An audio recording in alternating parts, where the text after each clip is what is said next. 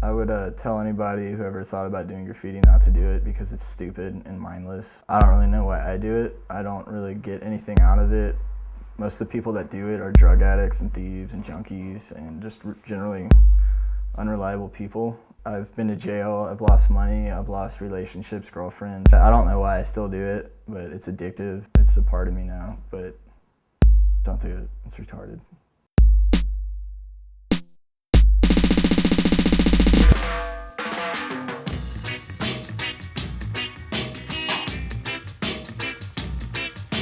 Allow me to introduce myself. I am the rudest of all rude boys. And people don't see things quite how I see things. Except for one man. One wonderful man with magnificent capabilities. And we shall call him MC King. I write Kaiser, and I'm from New Orleans. I write dimes. I'm from New Orleans. I started out in like elementary school, writing like obscene things on walls, like drawing like, pot leaves and bongs. And it was a freshman year of high school in English class, and I sat next to this chick named Liz Kaiser, and I was tagging her name so I could hopefully go to bed with her. So I was like, dude, this is such a cool name. Like, I just like the letters, and then I shortened it by putting KYSOR. So it was shorter than 6 letters, which makes it quicker to write. And I don't know, Kaiser means king in German, and that's what you aim to be in graffiti. I started out just like doodling in school, and then went to like drawing words, and then like just walking around, seeing people like Hasto and Harsh. Yeah, I started like rebelling against my parents and any sign of authority. So I was like, yeah, screw the man. I'm pretty new to the scene. I'm talking about like picking up a can and doing it. I'd say that, yeah, 2 years. It's hard to like find time to do it, honestly. I used to be more into it when I was unemployed because it gives you a purpose, like I have something to do. Getting paint is kind of a challenge because I don't like spending money on it, but I don't like going to jail. It's hard to get myself motivated to go rack a big boost of paint. Whenever I'm driving around or riding my bike or walking or anything, I'm like always looking for a spot to hit. Have a couple beers and grab some paint and go. If you start off downtown and then go down towards the east, pretty fun down there. There's a good scene in the Marini. I used to like Chapatulas. It was just like empty warehouses all up and down it, and we'd go inside during the day and just paint like big pieces undisturbed. I like painting things that are like, I don't know, that'll definitely run and not get buffed for a long time, which is hard to find in this city. Like really decrepit things that would look better with graffiti on them.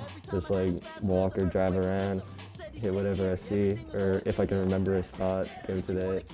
Pretty much what you do is you identify a spot, you figure out how to get to the spot, you pretty much scope it out. I mean, when I'm driving, I'm always looking. Like, once you do graffiti, it changes how you look at the world, period. Like, you look at newspaper stands and shit, so you can see who's got stickers up and tags, and like, I'm constantly looking for spots. You find one, you get paint it, try to watch your back while you're doing it, probably drink a couple beers or something so you're not sketched out. Try to get away as soon as possible. I couldn't see. We are limited to what we hear, smell, or see, touch, or taste. When my senses erased, I can open up my face and contemplate space. In this world that we're living in, helping us survive, gravity, we are limited to what we hear, smell, or see, touch, or taste. When my senses erased, I can open up my face and contemplate space. I was actually up on a roof of this building. This cop rolls up and I was on drugs. And he was shining his flashlight over by me, and I thought if I curled up in a ball, he wouldn't be able to see me. Like one of those I can't see you, you can't see me type things. Got a tampering charge, and then they changed it to criminal trespassing once I went to court. Anything besides that, they just let me go. Here in New Orleans, actually, I got caught tagging something, and then I went to jail. I'd been drinking all night, and I stole a marker off the intake table, a Sharpie, and I was tagging all over the intake cell. Tagged all over the place, got released from jail on bond, went home, slept, woke up in the morning, the bail bonds place called me, and they're like, hey, you need to come in, have you take your picture, I'm like, all right, cool. So I go there, and the bounty hunter's like, you're going back to jail. I'm like, what?